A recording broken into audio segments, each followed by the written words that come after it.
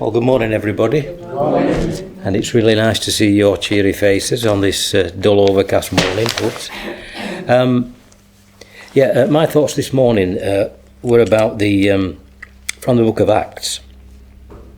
And basically, it's about the beginnings of the church. And I was amazed, I suppose, to find the other day as I was reading through the scriptures, something that we often take for granted or often forget.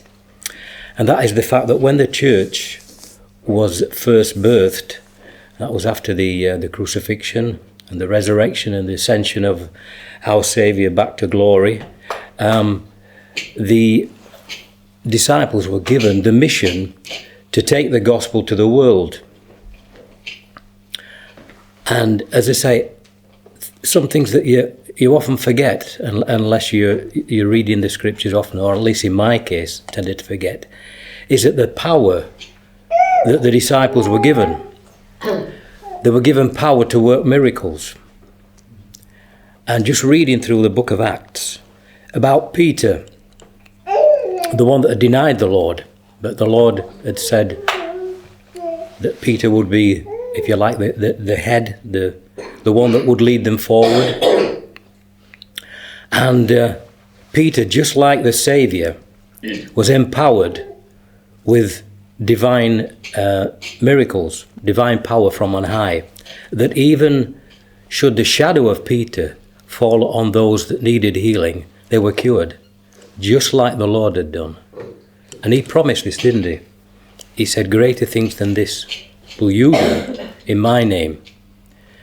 And as the Holy Spirit came down at Pentecost, the apostles were empowered with miraculous gifts, which I believe were just for that particular time period, at the foundation of the church, which was the evidence that this was genuine, this was of God. The Lord had returned to the right hand of the Father, and the apostles were carrying on this great work. And we have other examples, don't we? We have Philip, we have Stephen, and we have others that displayed these mighty, miraculous gifts.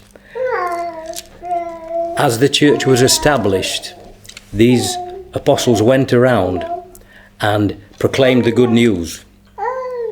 And they faced a lot of opposition. They faced great persecution. Peter was imprisoned on a couple of occasions. So was Paul. Paul was stoned almost to the point of death. And so it went on. But they continued to proclaim the good news of the gospel. And they did it with power and might. And this was world-changing, wasn't it? Because here we are 2,000 years on, and we look back and we see that now, even today, Christians are proclaiming the good news of the gospel 2,000 years on from this time in history when the Saviour of the world, the Creator, actually came and visited this world. So he left this power, and the church went out and proclaimed the good news. And now we have millions upon millions of believers in the world today, because of the good news of the gospel being proclaimed worldwide. The Lord said that in the last days, the good news will be spread in all the world for a witness, and then that the end would follow. And we live right on the cusp of that being achieved.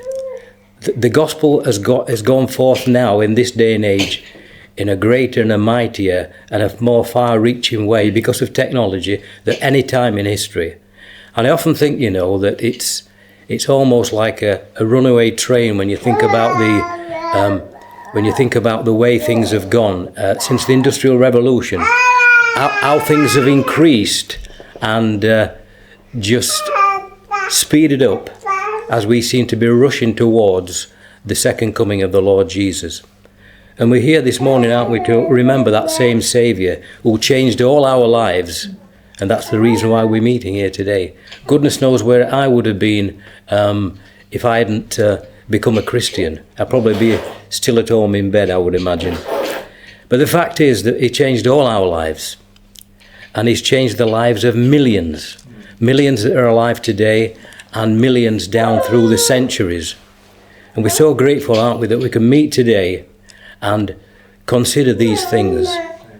And the central theme, of course, of the breaking of bread is to remember just what the Lord went through. The great and the difficult times as he walked these streets of this earth, as he faced the great opposition which he did from among the religious men. But of course, he knew this because he was the creator. He knew that this would happen, and so it did. But it all led to the fulfillment of what would take place, which was the crucifixion. And that is a central theme of the breaking of bread, isn't it? That we do this in remembrance of him. We do this to remember our Saviour, what he came and what he did and what he died for. And you know, I think it's good, and I've been concentrating just recently about the passion of the Saviour, literally what he went through. And you know, none of us, no matter how we look at it and meditate on it, can actually really comprehend just what it cost the Saviour to bear away our sins.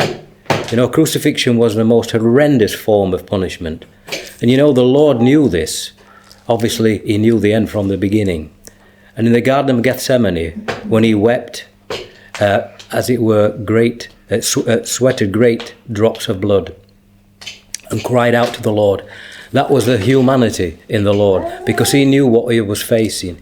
He was facing the worst type of execution that had ever been devised, the most enduring, the most agonizing, and he knew that he was facing that.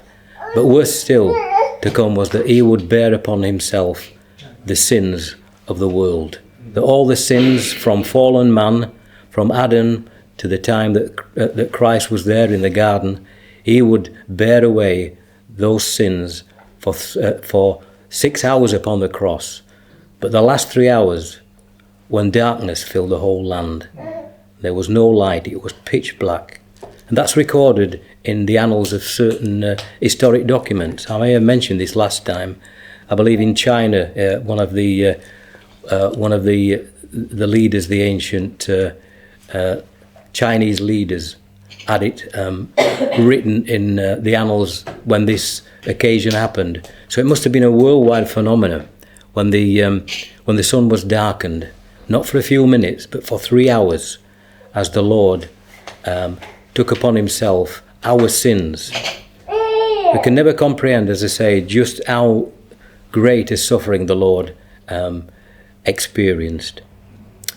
So with these thoughts in mind, we keep these and we meditate on them, and we keep them in our heart as we meet together and consider just what the bread means and what the wine means. The bread, of course, is his body broken, and the wine is blood shed for us, because without the shedding of blood there is no remission of sins.